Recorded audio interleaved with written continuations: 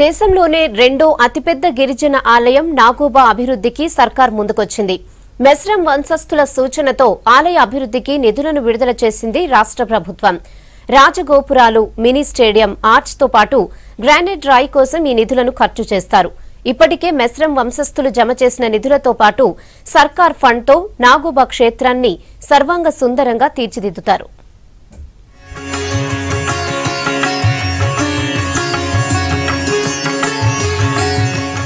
వరంగల్ జిల్లా మేడారం తర్వాత అతిపెద్ద ఆదివాసీల జాతరగా పేరొందిన ఆదిలాబాద్ జిల్లా కేస్లాపూర్ నాగోబా ఆలయ అభివృద్ధికి రాష్ట్ర ప్రభుత్వం అండగా నిలిచింది. వివిధ రాష్ట్రాల నుంచి వచ్చే భక్తులకు ఎలాంటి ఇబ్బంది కలగకుండా చర్యలు తీసుకోనుంది. ఇప్పటికే నాగోబా ఆలయ అభివృద్ధి కోసం మెస్రం వంశీయులు విరాళాలతో ఆలయ పునర్నిర్మాణ పనులు ప్రారంభించారు. వారికి తోడుగా మరిన్ని పనుల కోసం రాష్ట్ర సర్కార్ ఇటీవలే 6 కోట్ల నిధులు మంజూరు చేస్తూ జీవో ఇచ్చింది.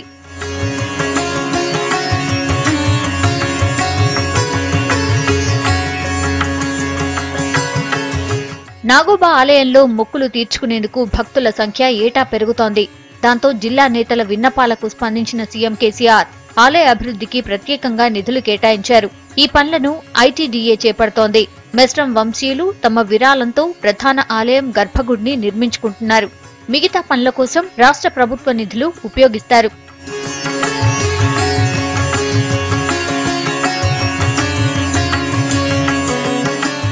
నాగోబా ఆలయానికి రాజగోపురాల ఏర్పాటుకు ప్రభుత్వం 1,65,00,000, ఆలయ ప్రాకార మండపానికి 1,80,00,000 కేటాయించింది.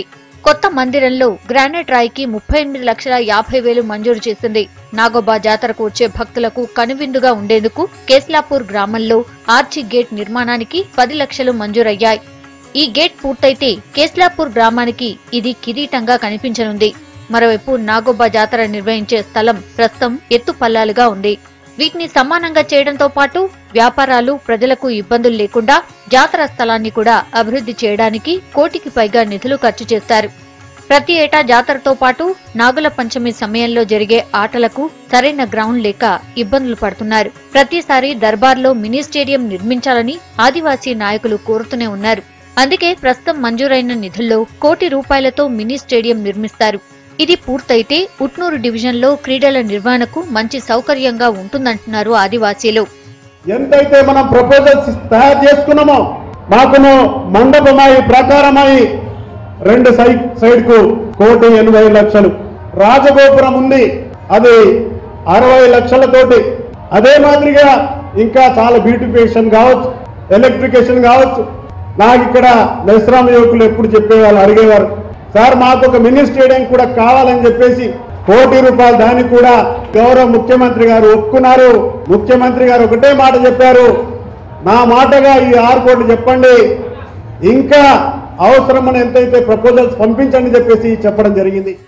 ఎంతో చరిత్ర కలిగి ఆదివాసీల ఆరాధ్య దైవమైన నాగోబా క్షేత్ర అభివృద్ధిపై సర్కార్ దృష్టి సారించడంపై గిరిజనులు సంతోషంగా ఉన్నారు.